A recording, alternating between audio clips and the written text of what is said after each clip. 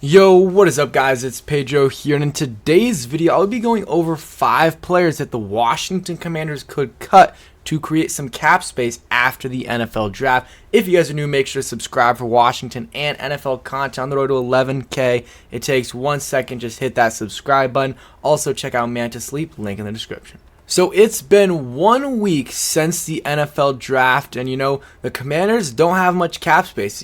As you guys can see right here, they have about $2.5 million according to Over the Cap, and that is not even enough to really pay for their rookie class. So they're definitely going to have to create a little bit of cap space, at least to sign the rookie class, but also if they want to sign a linebacker or another just player in general, they're going to probably sign a few camp bodies. Well, they are going to need salary cap space, and they don't have much right now. So let's go over. I'll talk about some guys I think they will cut and some guys that they might consider cutting, but at the end of the day might not cut. So let's go to the first one, and that is Andrew Norwell. I think this one is pretty obvious. I think Andrew Norwell will get released. Ron Rivera multiple times has talked about, has been asked about the left guard position, which Andrew Norwell plays, and not a single time has he mentioned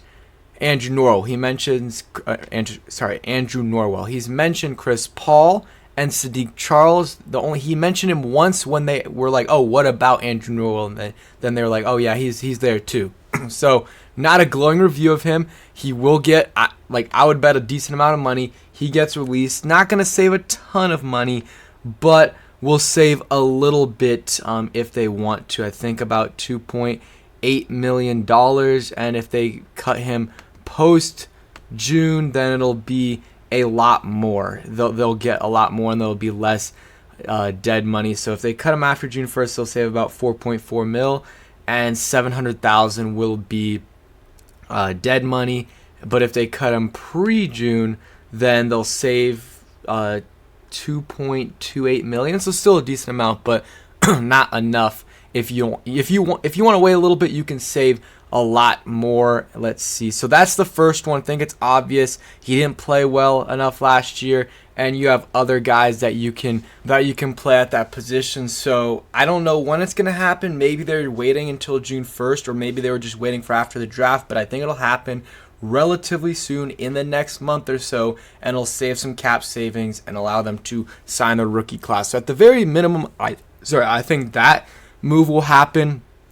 Another move that I think is trending in the direction of happening is Chase Roullier getting cut. I mean, we've known for a while now that he's at least going to have a restructure, and now with the Ricky Stromberg move, and you also, Braden Daniels isn't a center, but you got another interior lineman there. You signed Nick Gates, who Ron Rivera said, he's not going to play left guard. He's going to play center, and you're paying him kind of starting center money, not elite starting center money, but you're paying him starting center money. So that probably means Chase Roullier is gone.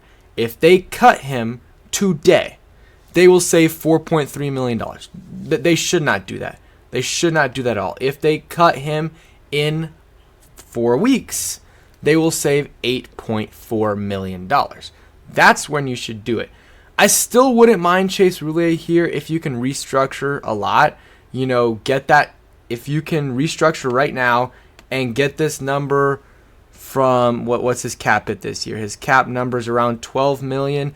Get that number down to about $5 million, so you save about $7 million. And for me, that's good enough. You have him in there, and he can potentially play for you. But it's looking like it's the end of the road for Chase Roullier here in DC. I don't know if he still wants to keep playing. Maybe there's retirement in play here, and they can, work out a deal there, but a retirement settlement or injury settlement. But it sucks for him because it's been back-to-back years with season-ending leg injuries, and he was a really, really good center, probably top 5, top 10 center when he was playing for us in his prime. But yeah, it looks like his time in DC is probably over, and they're probably just waiting for that June 1st, post-June 1st cut. So that's probably what they'll do there. And I think Bob McCain, the deal they made with him, they cut him post June 1st. Those savings, I don't know if those have come in yet. So I think after June 1st, will get a little bit more money as well. So those two, I would say I'm pretty confident that those moves will happen. Definitely Andrew Norwell, and I would probably say like 80% chance, 85% chance Chase Roullier is gone. Kind of the way things are going. So next guy, Kendall Fuller. So I don't think he's going to get cut, and I don't think he should get cut, but some people are talking about it because they did bring in Emmanuel Forbes and then Jartavius Martin as well, who a lot of people think will play slot. I still don't think Kendall Fuller will be gone just because Benjamin St. Juste, you just don't have veteran experience there. Let's think about your DB room right now. Besides Kendall Fuller, Emmanuel Forbes, Jartavius or Quan Martin, those are your two rookies.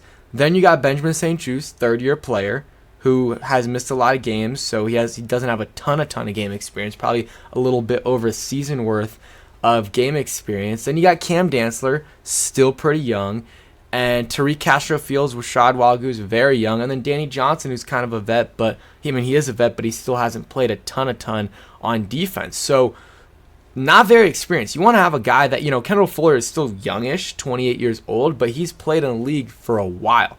I mean, this is going to be his fourth season with the Commanders. He was with the Chiefs for a couple years, and then with the Redskins a couple years as well. So, he's been in the league a while. He's a veteran. He probably doesn't want to be on the bench, but he might be rotating in and out. And, Benjamin St. Juste also is injury prone. Whether we like it or not, it's so far that's been the case. He's missed multiple games in both years, and if he's out, you want someone that has experience to go in there, and Kendall Fuller can do that. But let's say we consider that, well, if we want to cut him pre-June 1st, we would save $8 million and $3 million dead cap hit. If we cut him post, we would save 8.5 and a little bit, around $3 million in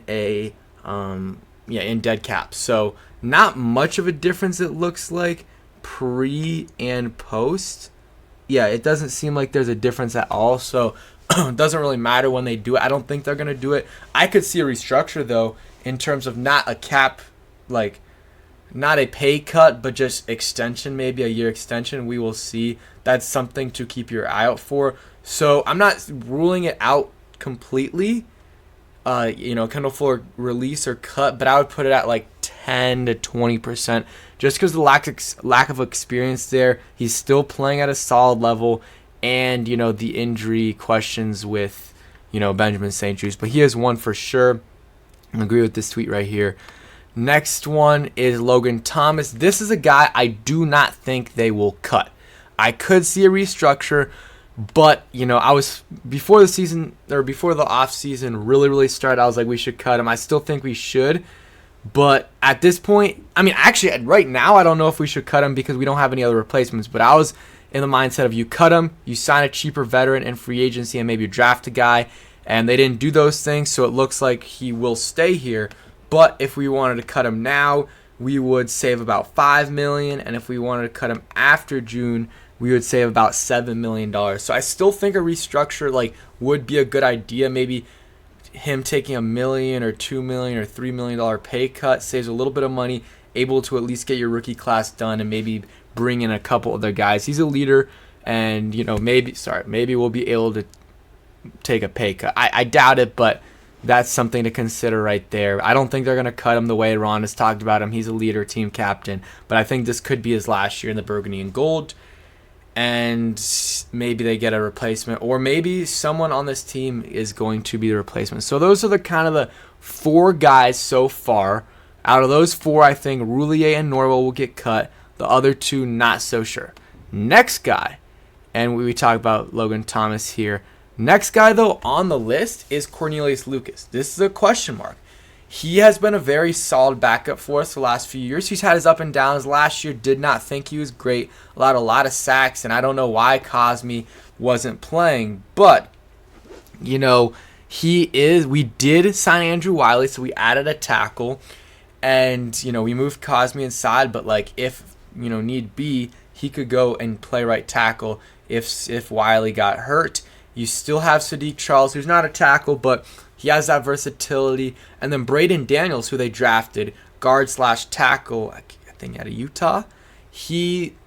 They see him as a tackle at first. So they added some guys in that can play tackle, and you already have some guys that are versatile there. This is another one where I doubt it happens, but I would say at about 20-25% chance it happens. Not going to save a lot of money, so that's probably why they don't do it. Like, they'll save about $3.5 million if they do it.